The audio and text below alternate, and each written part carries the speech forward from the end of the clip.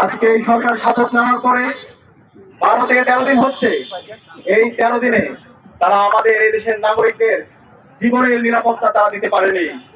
তারা আমাদের এই দেশের নাগরিকদের সম্পদের নিরাপত্তা তারা দিতে পারেনি। তারা আমার এই দেশের মা বোনদের ইজ্জতের নিরাপত্তা তারা দিতে পারেনি।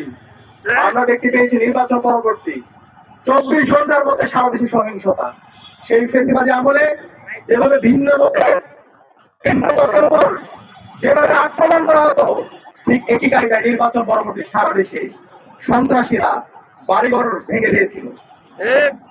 নির্বাচন পরবর্তী 24 ঘন্টার মধ্যে আমরা 4টা লাশ পড়তে দেখেছি এবং একই সাথে সারা দেশে অসংখ্য মানুষের সম্পত্তিকে দখল করতে দেখেছি। একই সাথে আজকে 12-13 দিনে সারা দেশে আমার মা বোনদের উপর হামলা হচ্ছে। এই ঢাকা বিশ্ববিদ্যালয়ে এক দলের সন্ত্রাসীরা আমাদের বোনদের উপর তারা হামলা করেছে।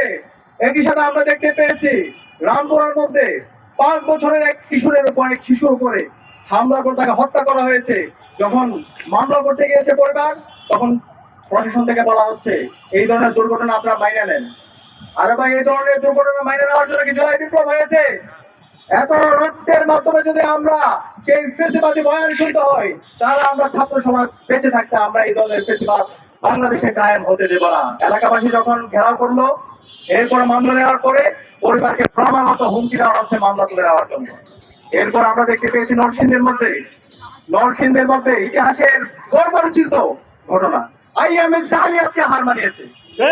আমাদের এক বোনকে, এক কিশোরকে, 15 বছর বয়সী কিশোর, তাকে গণধর্ষণ করা হয়েছে।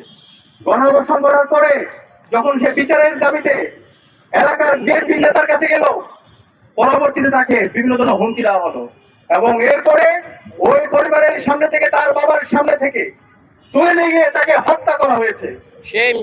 আমরা এখন পর্যন্ত এই ঘটনার সাথে যারা জড়িত এবং যারা ইন্ধন জুগিয়েছে তাদেরকে দৃষ্টান্তমূলক বিচারের আওতায় আনতে দেখি।